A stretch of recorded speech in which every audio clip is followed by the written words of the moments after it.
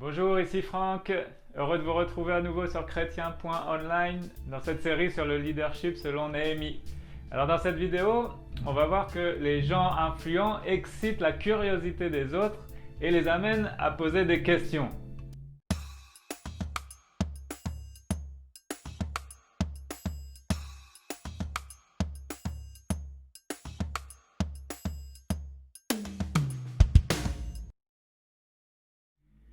Alors quelle est notre influence? Pour être des modèles et avoir une bonne influence dans notre foyer, à notre travail, à l'église et impacter notre entourage, on s'entraîne à développer notre leadership en tirant conseil du livre de Néhémie. Dans Néhémie chapitre 2 verset 4, le roi demande à Néhémie « Que veux-tu donc ?» Et la curiosité du roi a été excitée, si bien qu'il a souhaité en apprendre davantage. Alors comment obtenir l'attention? Ce n'est pas toujours facile d'obtenir l'attention des autres et de susciter l'intérêt pour que les autres considèrent votre avis. Si vous vous considérez comme plutôt timide et effacé, vous avez l'impression que les autres ne vous écoutent pas et vous voudriez bien pourtant vous faire entendre et que les autres accordent de l'importance à votre point de vue et vos besoins. Alors que ce soit dans notre famille, à notre travail ou à l'église. Alors regardons ensemble comment Néhémie a suscité la curiosité, comment il a obtenu l'attention du roi et comment celui-ci a été poussé à poser des questions pour en savoir plus. Le roi désirait savoir ce que Néhémie avait en tête. Après tout, il fallait bien remédier à cet état de fait. Comment cet homme aurait-il pu continuer à vivre avec un tel fardeau? Avait-il pensé à un moyen de remédier à la situation? Alors bien sûr, Néhémie avait prié, réfléchi pendant les 4 mois précédents et il savait ce qu'il voulait. Et de plus, il avait imploré le Seigneur afin que son interlocuteur lui soit favorable.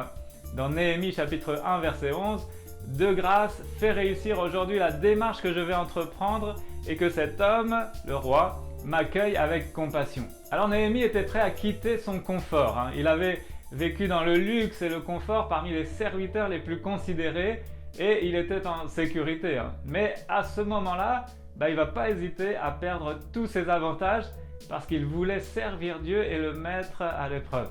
Avez-vous déjà exposé vos besoins aux autres et en particulier aux personnes susceptibles de vous aider?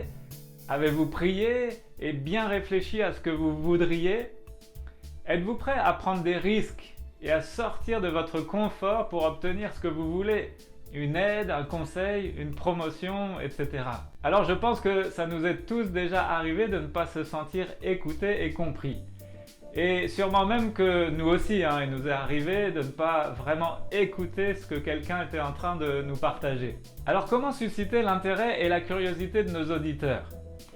En réalité, le monde cherche des réponses. Et donc, les gens qui vous entourent seraient sûrement curieux de connaître vos projets et savoir comment vous pourriez avoir une influence dans leur vie et aussi dans notre société décadente. Alors parfois, même les choses pourront se faire à votre insu parce que Dieu l'aura conduit ainsi. Prenez l'exemple de Jonas, quand il était dans la tempête. Les marins et le capitaine désiraient savoir pourquoi ce désastre les frappait. Et à ce moment-là, Jonas a dû leur expliquer, un peu contre son gré, les voies et les principes de Dieu. Alors ça me rappelle quand je faisais des remplacements dans un foyer pour jeunes délinquants. C'était des jeunes qui étaient en attente de leur jugement pour des choses pas très belles qu'ils avaient commis.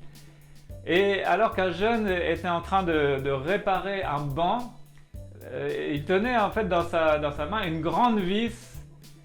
Et alors qu'on n'était pas du tout en train de parler de choses importantes et spirituelles, tout à coup il se tourne vers moi et il me demande « Franck, tu crois que les clous qui ont percé Jésus, ils étaient aussi gros que ça ?» Alors j'étais abasourdi par cette question à ce moment. Mais j'en ai profité pour lui poser une autre question. Mais est-ce que tu sais pourquoi Jésus a été crucifié? Alors les quelques moments où il m'avait côtoyé et certainement entendu peut-être parler de ma foi, ça avait suffi à susciter en lui la curiosité et l'interrogation. Et ça a été une merveilleuse occasion de lui témoigner de l'amour de Dieu et du salut offert en Jésus-Christ. Et vous alors, est-ce que vous suscitez l'intérêt autour de vous? êtes-vous préparé à répondre aux questions qui vous seront posées? Avez-vous une solution mûrement réfléchie sur laquelle les gens pourront vous poser des questions? Alors je vous livre une clé extrêmement importante pour développer la science de l'attention. Cette clé, c'est la responsabilité. Alors, étape 1, cessez de vous poser en victime et de se plaindre.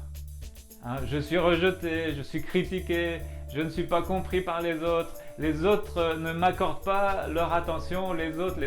Mais non, passez, shiftez d'un état de victime à un état de pleine responsabilité. Donc la deuxième étape, c'est devenir responsable de l'intérêt que vous suscitez. Qu'est-ce que je peux faire pour obtenir l'attention? Qu'est-ce que moi je peux faire pour obtenir l'attention des gens? Qu'est-ce que moi je peux faire pour que les autres soient d'accord avec moi? Qu'est-ce que moi je peux faire pour donner envie de me suivre? Et ensuite, étape 3, d'ailleurs que vous pouvez mettre en premier, tout simplement, c'est prier pour ça. Prier afin de susciter l'attrait et l'intérêt. Vous savez, nous devons devenir ce qu'en réalité nous sommes déjà en tant que disciples. Jésus a dit « Vous êtes le sel de la terre et la lumière du monde ». Et d'ailleurs, il ajoute « Si ce sel perd sa saveur, avec quoi la salera-t-on? Ce sel ne vaut plus rien, il est bon qu'à être jeté dehors et piétiné. » Dans Matthieu chapitre 5 verset 13. Donc, devenez intéressants, devenons savoureux, devenons utiles, assumons la pleine responsabilité de notre attrait. Que nous soyons professeurs, pourquoi mes élèves ne m'écoutent pas? Que ce soit en tant que parents, que ce soit à notre travail peut-être, ou à l'église, eh bien il faut assumer. Alors, cessons de rejeter la faute sur les autres. Si je râle tout le temps, si je critique tout le temps, que je suis tout le temps d'une humeur massacrante, c'est normal de ne pas être attirant. Alors assumons notre responsabilité. Et peut-être que des portes restées fermées depuis longtemps vont alors s'ouvrir. De nouvelles opportunités vont s'offrir à vous. Alors soyez des disciples attrayants qui s'attirent la curiosité, l'intérêt et qui suscitent des questions. Voilà, alors on progresse ensemble, pas à pas, de gloire en gloire. Alors voilà, ne ratez pas les prochains épisodes. Pensez à mettre un pouce en l'air pour encourager la chaîne. Abonnez-vous, commentez, laissez vos questions peut-être, vos expériences et puis partagez autour de vous. Allez sur le blog chrétien.online, il y a plein de bonus à télécharger. Alors moi je vous dis merci d'avoir regardé cette vidéo, je vous dis à bientôt. Alors n'oubliez pas, faites tout pour la gloire de Dieu. Voilà, au revoir tout le monde.